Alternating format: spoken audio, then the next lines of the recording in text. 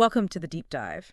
Today we're looking into, well, the really fascinating story of how Coca-Cola became such a global icon. And we pulled together quite a mix of sources, academic work, historical accounts, even old advertising materials. Right. The goal is to understand Coke not just as, a drink, but as this major cultural and economic force. Exactly. And how its journey connects to some pretty big moments in history. Unexpected connections, really. Okay, so let's dive right in. Where does it start? 1885, Pemberton's Coca wine. That's the one. John Pemberton's original formula. And yeah, it was quite different from today's Coke. How so? Well, for starters, it had wine in it, plus coca leaf extract, cola nut for caffeine, and Damiana. It was advertised for various ailments. A health tonic almost. And aimed at men, I read. Pretty much, yeah. Yeah. Targeted men specifically in those early ads. So how did it morph from that, wine-based thing into the soda we know? Prohibition was the big driver there. As the anti-alcohol movement grew, Pemberton took the wine out, reformulated it as a non-alcoholic syrup, sold it at soda fountains. That was the key shift away from medicine towards being a general beverage. And then Asa Candler steps in. He seems crucial for taking it, well, national. Absolutely crucial. Candler's vision was all about national distribution, building that brand recognition. Making it instantly known. Right. And standardization. Right. Making sure it tasted the same everywhere. He knew the value of trademarks, the name, of course, and later that famous hobble skirt bottle. That bottle is still so iconic. It really is. That standardization and branding was pretty ahead of its time. So how did they get people interested, get drugstores to stock it? Candler, and especially his ad guy, Dobbs, used some smart tactics. Dobbs did market research, which was quite new. Okay. And they offered retailers risk-free trials. Basically, try stocking Coke. If it doesn't sell, no loss to you. Lowered the barrier. Clever. Very clever. So when did they start looking beyond the U.S.? Surprisingly early, like 1897, they were already selling in Canada, Hawaii, Mexico. Wow, okay.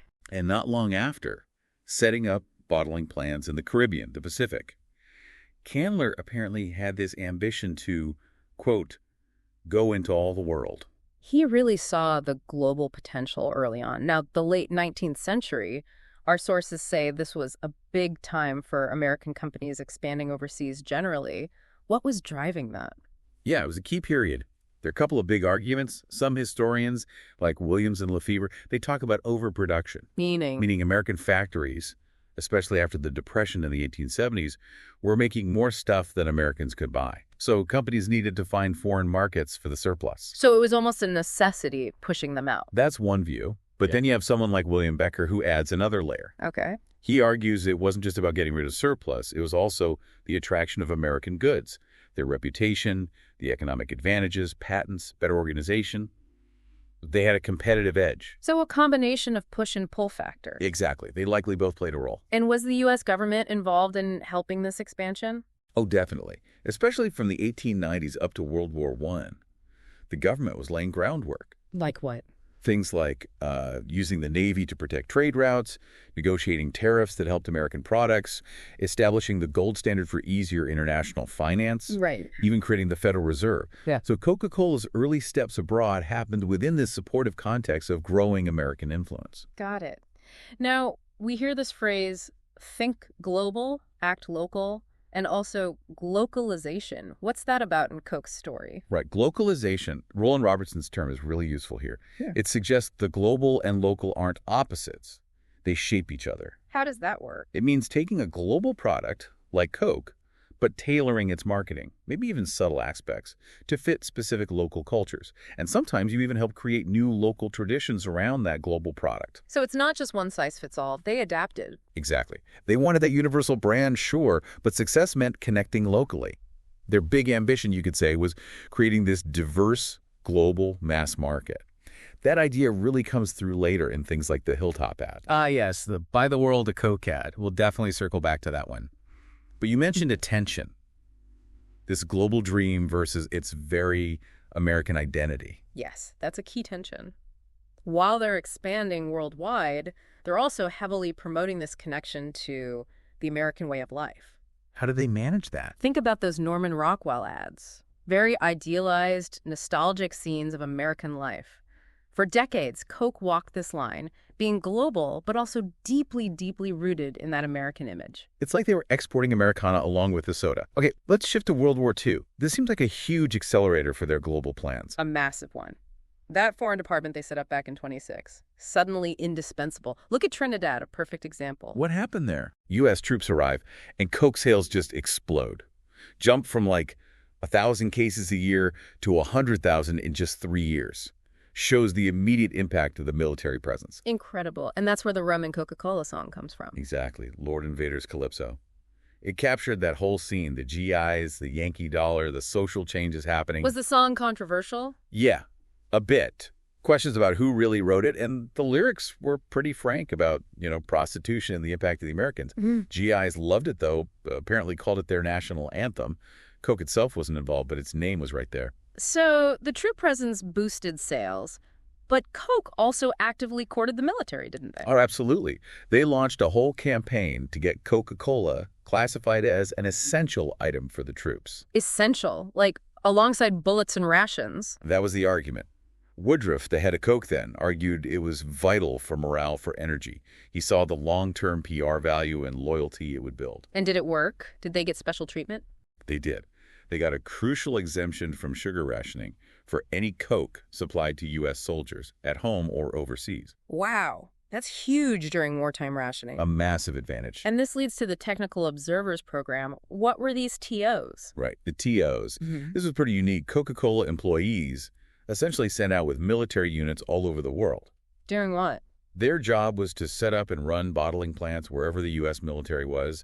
Africa, Europe, Asia, the South Pacific. Bringing Coke right to the front lines, basically. They even had special uniforms. Yeah, looked a lot like Army uniforms, but with TO insignia. Their rank corresponded to their Coke salary level, interestingly. And they documented their experiences. They did, in an internal company magazine called the TO Digest. It's fascinating stuff. What kind of things did they write about? Their daily lives, setting up plants under difficult conditions, interactions with the troops, but also their observations about local labor forces they hired. And how did they describe the local workers? Well, this is where it gets complicated. You see these really sentimental descriptions of serving the troops, bringing them a taste of home, but alongside that, their descriptions of local workers in, say, Africa or the Pacific often reflect the biases of the time. How so? Comments about perceived laziness or poor hygiene, sometimes describing them in quite paternalistic, almost childlike terms. So there's a real contradiction there, expanding globally, embracing new markets, but exporting American cultural biases at the same time. Exactly. It highlights the complexities behind that global expansion. Okay, let's pivot to advertising specifically. How did Coke's approach change, especially around the wars? Well, after World War I, there was this general shift towards lifestyle advertising. Not just selling the product, but selling the feeling, happiness, satisfaction, belonging. Associating the product with an ideal life. Precisely. Then, during World War II, advertising often became very nationalistic, tying products like Coke directly to supporting the troops and the American way of life. And Coke leaned into that patriotism. Heavily. They ran that big global high sign campaign during the war. What did that look like? It was a series of illustrations, often in big magazines like Life or National Geographic. They showed American GIs sharing a Coke with smiling locals all over the world.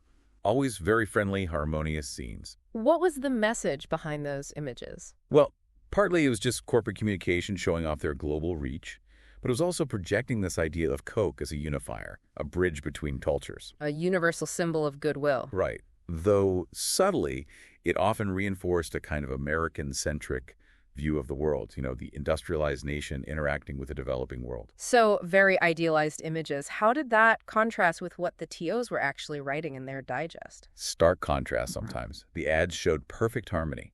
The TO Digest showed the real challenges, the hard work, and, as we mentioned, sometimes those cultural biases and hierarchies creeping in. The ads smoothed over all the rough edges. Fascinating.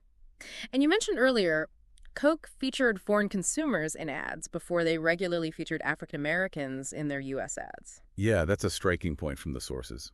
The company was very cautious about the reaction from white consumers, particularly in the South. So fear of backlash in the U.S. market? Essentially, yes. Yeah. Fear of alienating white Southerners kept them from actively targeting or depicting African Americans in mainstream U.S. advertising for a long time.